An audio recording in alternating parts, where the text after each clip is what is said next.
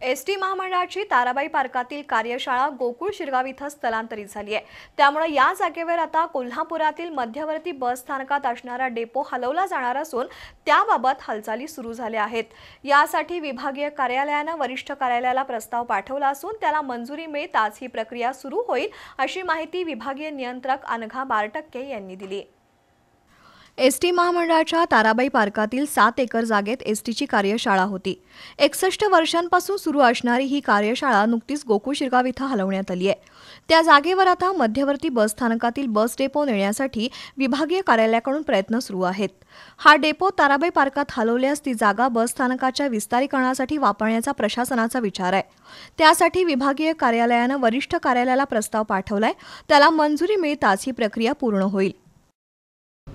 रापक कोल्हापूर विभागाची जी विभागीय कार्यशाळा आहे ती ताराबाई पार्क येथे पूर्वी होती, ती सध्या गोकुळ शिरगाव येथे स्थलांतरित झालेलं आहे। आणि जी कोल्हापूर आगाराचं कार्यशाळा आहे ती कोल्हापूर आगारात इथं CBS बस स्थानक आहे त्याच्या मागील बाजूस चालू आहे।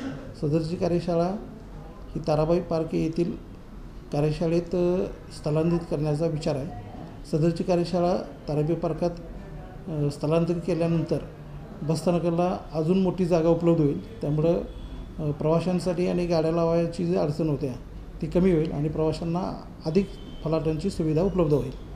डेपो हलवल्यानंतर मध्यवर्ती बसस्थानकासाठी मोठ्या प्रमाणात जागा उपलब्ध होणार आहे, त्यामुळे प्रवाशांनाही अधिक चांगल्या सुविधा मिळणार आहेत।